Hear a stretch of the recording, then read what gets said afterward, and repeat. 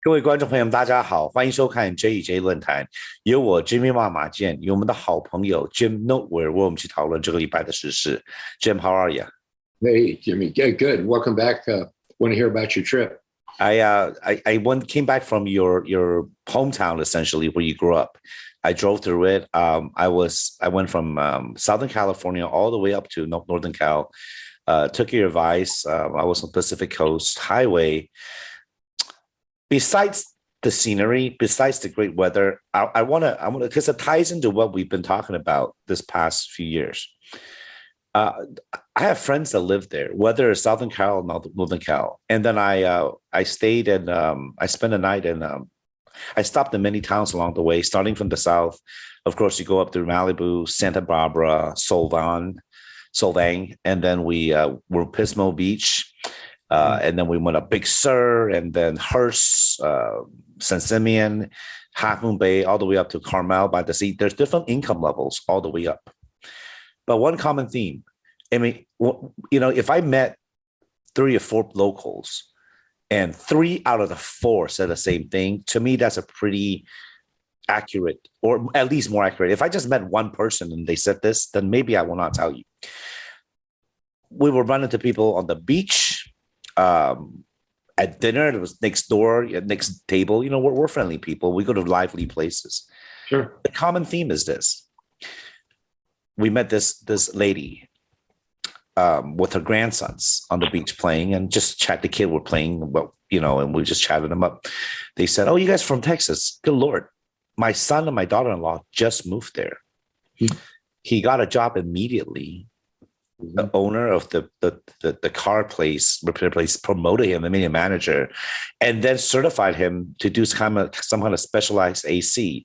So now he's making $18 an hour, and so much better." I was like, "What do you mean?" Well, in California, they just moved there to Texas a few months ago. I think somewhere in Dallas, some small town near Dallas.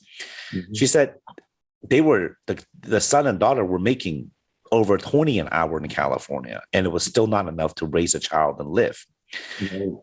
But that's not why they moved. They moved because they said that, they're from the Central Valley, FYI. They're not from the coast, not the elites. They're normal working class people from the lady I was talking to is a state of California employee. She works at the library, literally a librarian. She says she's just waiting for her pension in a few years, as she's hightailing out of California immediately. So California is losing real people, regular people. And for real reasons. Real reasons. Where did this, where in Central Cal, or where in the Valley was her family from, and where was she living now? So she is an hour and a half east of, we met on Pismo Beach, which is not a ritzy town. She drove in from, it's cut right across the mountains to the beach. She's from some, what is it called? She told me the name is very close to Pismo Beach. But either way, the reason why her sons moved, her son and daughter-in-law moved, was not just because of the money. So they're from, let me tell you where they're from. They're from closer to Bakersfield. Yeah. Around Bakersfield area. Mm-hmm. Yeah. King City. Area. Something. Yeah, Kettleman, somewhere around there. Yeah. They said the one thing she kept harping about is that, hey, for 2 years, they still make my grandchild wear a mask at school. Everything was shut down, and she said that there is no more PE, no more what is it called? What did she say? Interactive programs or things that are normal for children to grow up with, or classes. Like everything is just so, and she said she can't imagine her grandson living up like this. The grandson was there, by the way. He came back to visit, while the dad and mom stayed in Texas to work. And then on top of this, I met other friends who moved from Texas. Remember, we're not talking about, this is not about politics. We cannot just say, oh, they must be Republicans to think that. No, because I have friends that they're not political at all. They're just normal, working, white collar, another couple was they're business owners. And the theme is, there's something very wrong with our state. Nancy Pelosi is a no-no. And it's normal, I guess, to criticize whoever's in power right now, right? It's easier that way. Yeah. Even if they're part of the same party, they do criticize. whoever's in power. Yeah. So, but it's pretty bad. And but for people like us from Texas, we're like, wow, you guys are so lucky to be in this weather. And they agree. They understand they're living somewhere. These are my friends that are able to, they're the higher income. Being able to afford to live there is a privilege because there's only a few places in the world that have 60-degree weather in July. And they have all year-round great weather where the flowers are always blooming, where they have great arts and culture and scenery that no one can have, where they're an hour away from everything, from every ethnic food or performance, where you could go up and down the coast or go east to the mountains and ski. And I mean, it's just phenomenal. And direct flights to Asia, for Asian Americans, you have the. It's like let's say for Irish Americans or Italian Americans, living on the East Coast is a convenience because they get to go home in a direct flight.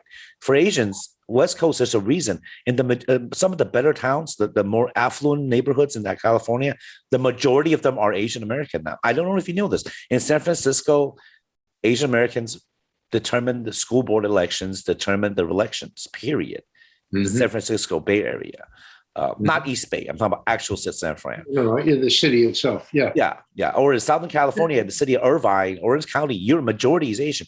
So you have the comfort of knowing that you cannot blame discrimination or being a minority. You cannot blame it because you're a majority. So when it goes to hit the fan, you have no one else to blame. No, that's right. And what's interesting, what you just said about in Orange County, the Asians, it's really a pan-Asian population. It is. As Chinese have been so influenced in the history of San Francisco, Japanese have been comparably influential in LA's history. And then, of course, Vietnamese are very strong in Orange County, Anaheim, but you have Thai, virtually everything else. And in Mid-Wilshire, you have the largest Korean community in the country. Outside of Korea, yeah. In OC, it's the largest Vietnamese population outside of Vietnam. Yeah. And St. Gabriel, Rosemead, Pasadena has one of the largest Taiwanese American immigrants. Now it's mainland Chinese. Even if you go up the coast, every city you go to in California, you're going to find, so where does everybody else get pushed out to? It goes further and further out to the suburbs. Let's say from San Fran, you'll get pushed down south to Half Moon, all the way down to Big Sur. There's more, or mainly Carmel by the Sea or Monterey. Santa Cruz is still relatively cheaper, but then from Southern Cal, you're being pushed east and north into the valley. Oh, yeah, into the San Fernando Valley or east. That's where the big growth has been. The San Fernando Valley grew in the 50s and 60s and early 70s, but the east side, the Inland Empire, has grown in the 80s, 90s and since. Yeah, I don't really like the inland because there's a major difference in, you could tell how much warmer it is. Let's say if you're in, say, Yorba Linda or, somewhere like Paloma, like how is it? Ontario? That's right. Ontario, San Bernardino, Riverside area. That's a lot hotter. And it doesn't feel like the Southern California you think about, because that's closer to the beach, that the nice colder weather. But still, Jim, place like Ontario is very industrialized. San Pedro is very industrialized as well. It is. One of the reasons that, everybody in LA looks at the beach, they look at the entertainment industry, they look at the finance industry, those kind of things. That's where a lot of the notoriety comes. But fundamentally, LA has always been a major industrial area, major manufacturing, much more so LA than Northern California. And then, of course, you've talked a lot about the coastal communities. You haven't gone inland to California into the Central Valley. That's a whole different story, of course. That's what I meant. The people from Central Valley, a lot of them are blue collar, a lot of them are agricultural workers, and a lot of people that just the generations of normal residents of California. It's not the coastal elites, but where are these folks in Central Valley? Where are they going to go?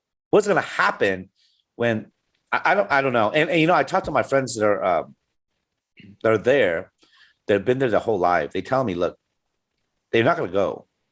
They could sell their home, make a huge profit. There are multiple homes, and live off those forever. They can live in Houston and trade in from the exact same house at 1/3 of the price. But they said they're not going to. I said, why? They said there's the money will always come in, no matter where you're from. When people become eligible, when they can afford it, whether they're what part of U.S. or what part of the world, they will want to come to the Bay Area or Southern Cal or Vancouver.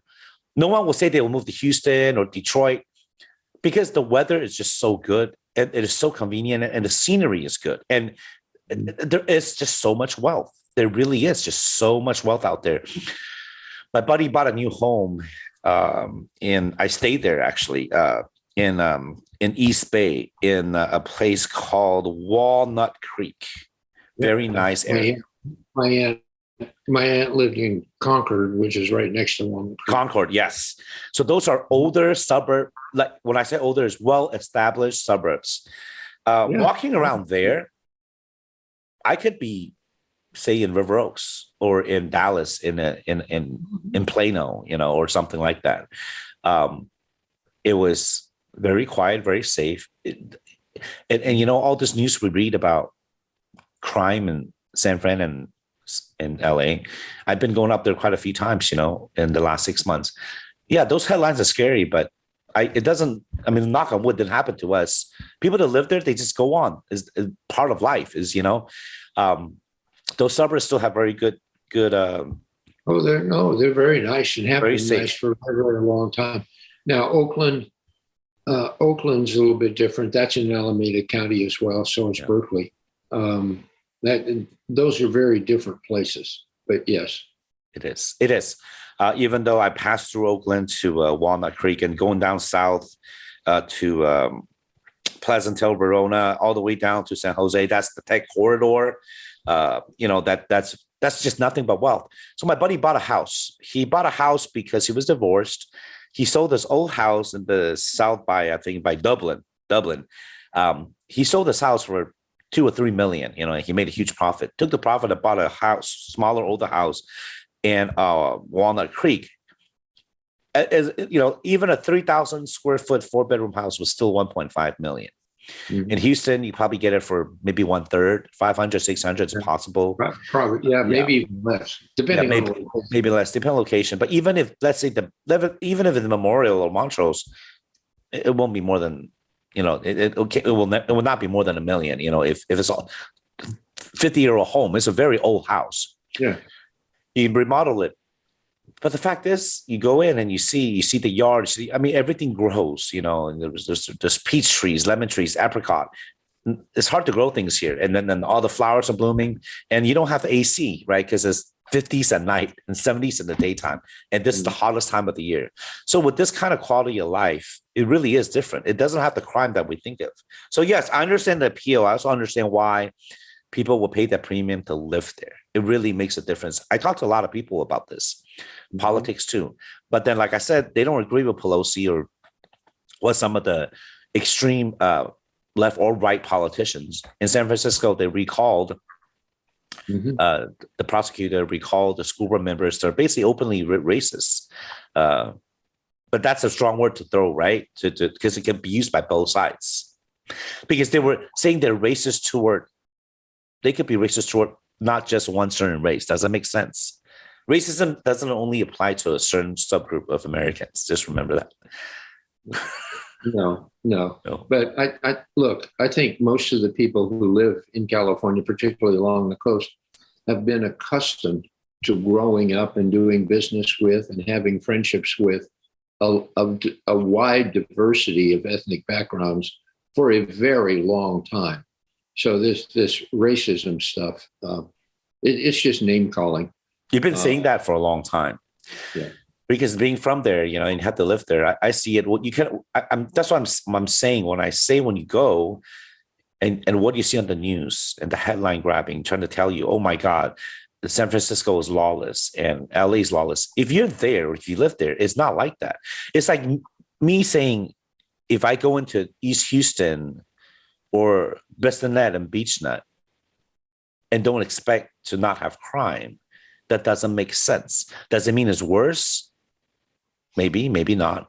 But it's going to be bad. There's going to be bad parts of town. Mm-hmm. And in San Fran, it's happening in tourist areas, smash and grabs, LA too. But I don't really feel if you don't believe in the car, and mainly it's be alert and be aware, right? And my friends that live there, it doesn't affect their daily life. It's not like how we think in Texas. My God, California is so liberal that it's lawless and there's $900 now you can just openly rob and steal things and do whatever you want. It's not like it is in a few very minor, very micro places it is.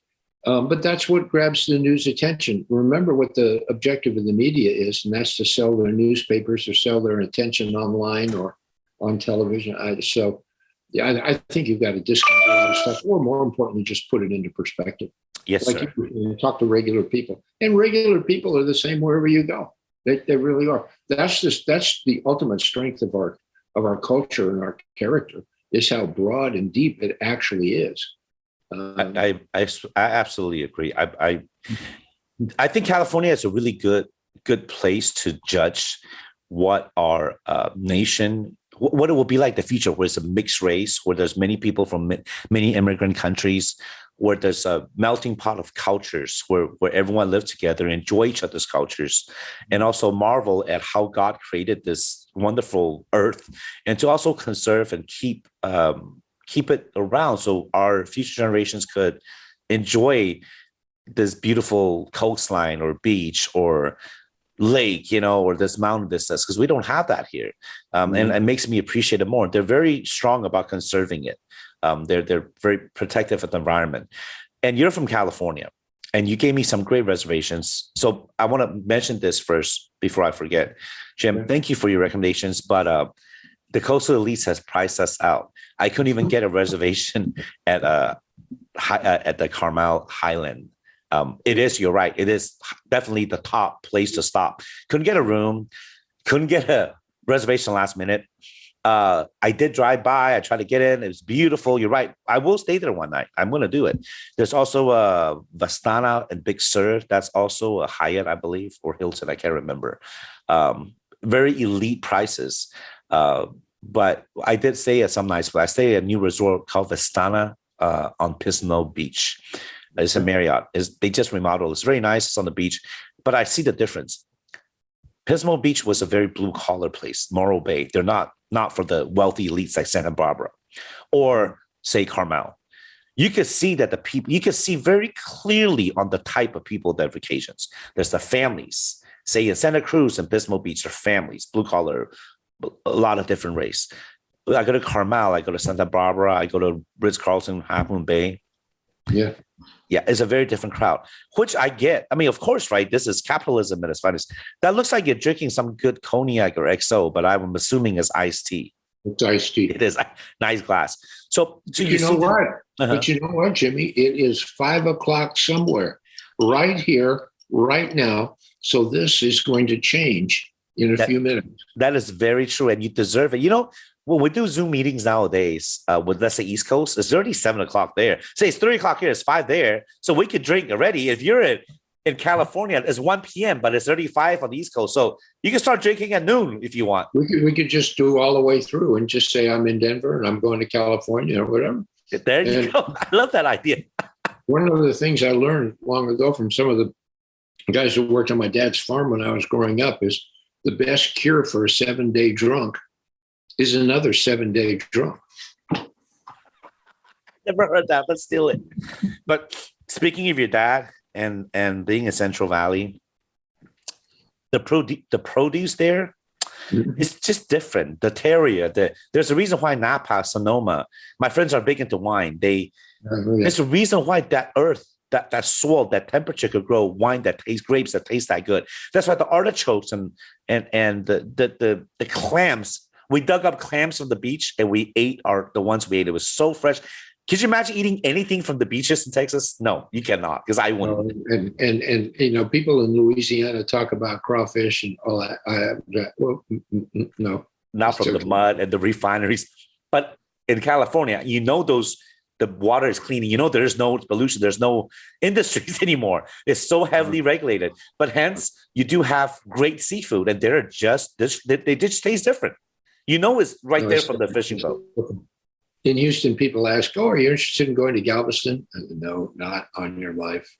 You're from California, Ewan, and now I've been spoiled. Yes, we are.